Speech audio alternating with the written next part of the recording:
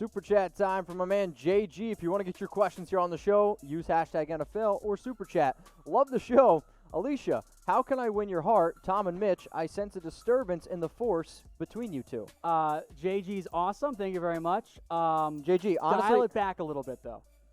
I'm going to speak on behalf of Alicia. It's just a little bit weird, although I know you're just having a good time. I think, JG, if you want the best chance to win Alicia's heart, I need you to do this, okay? I need you to go to manscaped.com, okay? Manscaped.com. Go there, manscaped.com/chat, and get the Lawnmower 3.0, or you can get the perfect package.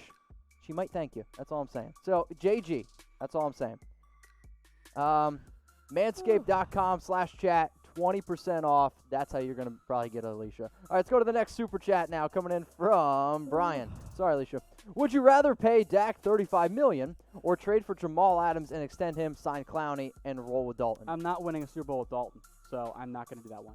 I like these hypotheticals. I think they're fun. Like, okay, how can I maximize all this money? But do you know what you end up being with Dalton at the helm?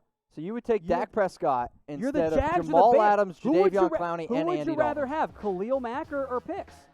Like you go and you add this awesome impact defensive player, but it turns out your quarterback's not good enough. And in the end, as great as that Bears defense is, look what happened. The quarterback play wasn't anywhere near good enough. So that's Andy the Dalton issue. is not Mitch Trubisky. Are we sure? Yes. Yes. End result, still not going to be enough. All right. Like Trubisky was pretty decent that the year that they were good, I and agree. then he regressed back to not being very good, which is what Dalton did. Dalton's team is a lot different. All I'm saying is you put Andy Dalton with a receiving core like the Cowboys have. You're not going to be able to win a Super Bowl. I don't think you win one with Dak. So I think you absolutely can. That's where we're at. All right, let's go to Clay. What up, Clay? Get Darquez Dennard. So should the Broncos go out and get Darquez Dennard? So Darquez signed, I believe, a 3-year deal. Was worth like $13 million. It ended up falling through. I'm curious to see what happens. That was with the Jaguars, if I'm not mistaken. Yeah. I think there should be some interest in Dennard. Maybe. How about the Vikings as a fit? That'd be a good fit. I mean, he's 28 years old. Just to come in and be a one-year stopgap guy. I wouldn't mind Denver either. I think that could actually end up being a pretty decent fit. But guys like Dennard, and I wonder if Dennard, frankly, is waiting to see what happens with Logan Ryan. And if Ryan signs, maybe that opens up the door a little bit better for Dennard. Okay. Appreciate it, Clay. Let's go to N. Jordanier. There you go. You got it. Which coaches are on the hot seat entering the season? Will Bill O'Brien's picture of ownership be able to save him from being fired? I mean, he's clearly on the hot seat. Yeah, O'Brien, I think, has to be. Also, I do like that point because I swore for years Marvin Lewis had blackmail on ownership. Maybe Bill O'Brien is the new one there. If the Chargers go 5-11, I think Anthony Lynn's in danger. Yep. Yeah, I think that Matt Patricia's in danger down in Detroit. I think that Dan Quinn's very much in danger in Atlanta. I think it's pretty much playoffs or bust for him. Beyond that, I think you have to throw in the Browns. That's what always ends up happening there. And then maybe most importantly, and maybe most clearly, Doug Marrone and Adam Gase. Very clearly on the hot seat and very much in danger of getting fired. I agree. So, N.O., appreciate the question. Let's go to Pat's Sushi Man. Okay. Fat Sushi Man. I'll take a drink to that. PH Tua fat. or Herbert in 2021. So, basically, if you had to guess who's going to have the better year in 2021, I'll put my money on Tua. Yeah, I'll go Tua as well. I am going to bet on the health. The medical's a pretty big question mark with Tua. You're hoping that either he uses this year as a fully get healthy year or get healthy early on, play down the stretch, then year 2 has a big breakout, big step forward. I do worry about that offensive line for Miami. They added a bunch of pieces, but that's going to take time to gel and to develop together. But I'm still going to bet on Tua long-term above Justin Herbert. Are you guys subscribed to the channel? And if you want a shout-out, I want you to type done, okay? So if you're not subscribed, you can get shout-out as well. All you got to do is click the big red button, and while you're down there, make sure you turn on the notifications, every single time we drop a video. So I see my man America's Team is saying it, Keith Kozer. If you want a shout-out, type done. Saints Doggo, Jason. I think it's Jason. new. Or to change name, because I don't remember seeing Saints Doggo in the comments. I think he's new. Much. I see Neymar JR, no picture. Godson. That's the real Neymar. Fun fact. So all we're saying is we've dropped daily videos. It's 100% free. And if you guys like live and interactive shows where Tom and I, just say, hey, what's up to Jace, Clay, Neymar, Talon, Kevin Otto, we just know that we appreciate you. And if you haven't subscribed yet, please do. Let's go to Pete Gorman. Will Andy Dalton start week 1 for the Cowboys? Tom. No. Lame. Lame. The contract is a Put it on. Is a back. Oh yeah, we can go and do this debate again. Yes. It's a backup quarterback contract. AD. The route in which Dalton gets playing time is if the contract for Dak completely falls apart and just everything hits the fan. It's a complete disaster, which to be fair so far kind of has been for the Cowboys and for Dak. Yeah. Or there's an injury. I think that's the more probable playing time for Dalton. Everything about the contract for Dalton says, hey, I'm the backup in Dallas. If I get on the field and get a chance to get some playing time and some playoff stuff, then I'll be pretty darn happy. Let's go to the next question coming in from Jason. Also, Jason, looks like you're a Lakers fan. We just dropped an NBA video, so make sure, again, if you guys like NBA, we do that here too at Chat Sports. Is Joe Burrow the answer for the Bengals? Not a Bengals fan. I think he is the best available answer at this time. So you can't really know for certain. Like Andrew Luck was the answer for the Colts until all of a sudden he wasn't because he retired. NFL's weird. There is no such thing as a surefire prospect. But Burrow's very well developed, coming off the best year I've ever seen in college football. It's no disrespect to Cam Newton, but Burrow was even better. He has the attitude you want to go to a franchise that really needs an attitude lift and adjustment. So, yeah, I'm going to bet on Burrow being the answer for the Cincinnati Bengals. I thought it was the no-brainer draft pick, despite what Florio was trying to put. Oh, you love Florio. All right, least favorite NFL team. I think if Tom's least favorite person on Twitter, it might be Mike Florio. I don't know. Mike Freeman's even softer, but that's beside the point. Oh, man. I'll piggyback off of the Bengals question and answer this on behalf of my family. Okay. I am originally from Cincinnati, and my entire family, they despise the Pittsburgh Steelers. That's fair. So my mom's not watching, so I can actually tell a story because my dad told me never to tell her. Do you remember the Carson Palmer Bengals playoff game? Of course. Where Kimo Van Olhoffen goes low, they end up changing the rules because of it, and takes out Palmer. Yep. My dad didn't sleep for 3 days because you can ask Bengals fans, that was their year. That team was awesome. Like, they had a fantastic quarterback, great offensive line. The defense was solid. They had all the pieces together. The play was like a 50-yard bomb to Chris Henry that Palmer goes down on, and they still almost win the game.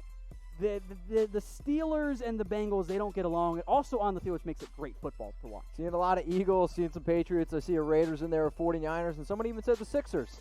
Who knows? I'm not the only one that can't read. Let's go to David. What up, David? Will the Aaron Rodgers be traded, and what team will he go to? I think he gets dealt not this year. I think it makes more sense after this season, kind of like the Alex Smith trade, and that makes love your Mahomes, which I'm not comparing him to. It's not fair, but that's the example. I think the Raiders make a lot of sense, man. I mean, honestly, I think the two teams that make the most sense are the Raiders and also the 49ers, because let's just say there's a Super Bowl hangover. Bay Area. Bay Area. He was a 49ers fan growing up, and I don't know, there's a part of me where maybe he would want to go back there, and if the 49ers do struggle, everyone's going to be pointing at Jimmy Garoppolo, whether it's his fault or not. And Rodgers, that's fun, man. So I do think it's between the Raiders and the 49ers for the most likely. And you might have another quarterback situation suddenly emerge. Maybe Drew Lock sucks this year, which I don't think he's going to. But if Drew Lock is horrible, Elway can go the veteran quarterback route that clearly works very well for him. I was just going to say, he's never done that before. Let's go to Saints Doggo, who I'm guessing is a new subscriber because I've never seen him around here. So Saints Doggo, appreciate you watching. Maybe we'll throw you a bone. Maybe you'll do something with your bone. The perfect package, 20% off. Do you think Denzel Mims will be a bust? Drafted round 2, 59 overall by the Jets. Look, Mims definitely has bust potential. Jets fans, if you want to be concerned, like he kind of comped like Stephen Hill athletically, but he was also way better in college than Stephen Hill ever was. There are some mostly focus drop issues. There is some route running to be developed. Honestly, my biggest concern is that I liked him a lot coming out, and I forget who brought this up to me, but someone did in the comments. Devontae Parker as a comp for him, and Devontae Parker was bad with Adam Gase. So maybe that's a little bit unfair to Mims, but that's just like the potential concern for him. If he hits, he's going to have been one of the best second-round picks this year. I liked him a lot. I would have taken him before some of the receivers that went before him this season. I mean, he's a great – you can't teach athletics, right? And, I mean, he absolutely – I thought he could have actually gone in the first round after the combine that he had, but he's got the size, he's got the speed. but I do worry about him being with Adam Gase, who I just don't trust Adam Gase to be able to develop players and really get talent, and it's basically what he's done his entire year. And once you know like Joe Douglas. I mean, you mentioned the Devonta Parker. As soon as Gase leaves, Devonta Parker actually starts playing pretty well. The breakout year for Parker happened. Let's go to my man Brian. Brian, appreciate the super chat. Thank you. Should the Cowboys have used the non-exclusive tag, I'm guessing, on Dak? It's on Dak Prescott. The non-exclusive tag made more sense if they weren't sold on Dak. Using the exclusive tag only makes sense for the Cowboys if you plan on getting Dak paid and you use it as a sign of, hey, look, we're doing this the right way. We're not trying to skimp you. We're just trying to make it work within our organization. But if you let Dak play on the exclusive tag, you messed up. Like, there's no way around it at that point. And at that point, it does get a little bit trickier to make that work out long term, just because the money gets so out of hand. It ends up becoming a Kirk Cousins type of situation there, where at least to let him test the open market, he might not want to come back. So it makes sense to have used the exclusive tag if he doesn't actually plan it. Otherwise, it's a major mistake by the Dallas Cowboys. Brian, appreciate the super chat. I got a question for everyone watching. So last time I checked, it was like 96% of our viewers were male. Pretty good numbers, right? So for the people that are watching right now, are you a man? I want you to type Y for yes, type N for no. I know up here, I'm a man. Tom, I won't. I'm a man. I'm 40, all right? Come at me. Not some kid. Tom looks like he's 40, especially with this hair. Grow out the Gundy mullet, baby. Oh, my Lord, please. Will you please grow it out? So let us know. We're seeing a lot of yeses.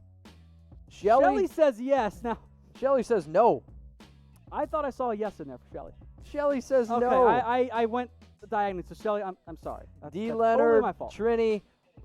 Bottom line, seeing a lot of yeses, and I'm seeing some no's. So, Shelly, maybe go get your significant other, or to the guys out there, make sure that your package is looking perfect. And thanks to Manscaped, they're going to help you do that. You can get 20% off when you go to manscaped.com/chat. What comes in the perfect package? You get a pretty cool newspaper, you get a ball toner, you get some ball deodorant, the Lawnmower 3.0, boxers, which let me tell you, they're really good boxers. They're incredible. Yeah, I love them. They're my favorite boxers I have. It's like a cloud around your genitals. They fit it's perfectly. Phenomenal. Plus, you get the carrying case so you can, take everything when you're on the go. Bottom line, I'm telling you, there's not going to be a better box that makes your package look as perfect as possible. Go to manscaped.com/chat. Begs to differ, but what? You got to think about that one. Oh, yeah. Tom did a sexual that's joke. Super dirty once you think about it. Love it. See what Manscaped's even bringing out everything out of Tom, and it can bring out stuff from you too. Your balls will thank you. 20% off. Let's go to the next question. All right. Who is the answer for the Steelers after Big Ben? Yeah, he is currently in college. I can't believe you made a joke. I'm so proud of you. It's not Mason Rudolph, it's not Duck Hodges, it's certainly not Paxton Lynch. The answer for Pittsburgh after Big Ben isn't on that team right now. Does she call it Big Ben since you're from Miami of Ohio? I don't want to answer that one. Let's go to Blue Skies. What up, Blue She Skies? Ain't calling it Little Ben, I'll tell you that. Oh, man, we're getting off the rails. All right, where do you think Clowney will sign? Titans or Seahawks? Seahawks run, I think, a deadly and a 3-4. I think this would be deadly in a 3-4. Okay, would be deadly. So how about this? Before you answer, I actually think it's between these two teams. I think these are the two most likely teams to go out and get Clowney. So give me a T for Titans, give me an S for Seahawks, or if you think it's going to be somebody else, type O for other, or you can type that team. I am actually going to put my money on the Titans. I want to say Seattle. I really do. But then they traded up for Darrell Taylor, which is a whole different discussion. I will guess Tennessee, but I think the whole point of this is that if there were an obvious answer, he wouldn't still be unsigned. Maybe there's an unnamed third-party team that could get interested, once he's able to get a physical, which I think is the problem right now for Clowney. Seeing a lot of T's coming in. I'm also seeing a lot of highs from Sebastian. So, hi, Sebastian. Let's go to Troy Daniels, one of our most loyal watchers. Appreciate you, my man. How will the networks televise the games without fans in the stands? Will we see what we saw during the 1987 strike season with the Scabs? First of all, I was -5 years old during that strike season. I remember it well, though. Yeah, you do, Mitch. Good time. I think what they do is they adjust where the camera is, because if there aren't people in the stands, you can get a little bit closer. But I think they'll pretty much operate it as you're just going to see empty seats in the stadium. Yep. I think that's the route they go. Maybe they do what the Colts did and they pump in artificial sound. Yeah. Yeah. That'd be pretty interesting. You didn't really get what I was going for there. I thought that was a lot funnier than what it was. Maybe. Sorry, I was reading the super chat from Joseph, which is just $5. So, Thank you, Joseph, appreciate it. I think, though, we are going to be doing a lot of watch parties for games. So if you can't go to the game, the next closest thing is watching. We do these watch parties where we'll kind of analyze it. And if you can't be there, I promise it'll be just as good as our draft coverage. And we're not Booger McFarland, so it's great. Let's go to David. What up, David? Big Chungus. Big Chungus. What team should get Josh Rosen? Patriots. Yeah. Yeah. In all honesty, though, I think that it's really not fair to Rosen, but I don't think he's really going to get a chance again. Like, it's not fair, but he hasn't been good. And not only not good, he's been terrible. He hasn't been good. He hasn't been in a bad spot, but even when he's had good protection, he hasn't actually played all that well. Going from so many different coaches to teams really can rattle you. He's never had any sort of like stability or consistency, really even dating back to college. That's a big issue there. And then on top of that, the more a team invests in you, the more willing they are to try with you. Yep. Like, that's why, guys like, I'm not saying they're busts, but like other quarterbacks, Trubisky, for example, has had more chances than he would have gotten if he was a fifth-round pick. Fifth-round pick, they benched him last year and never go back to him. Rosen's going to get, in terms of a trade, a late day 3 pick. So if he's not good, you're just going to say, oh, well, we tried and move on and not give him a normal chance. And that's really unfortunate for Rosen in the end.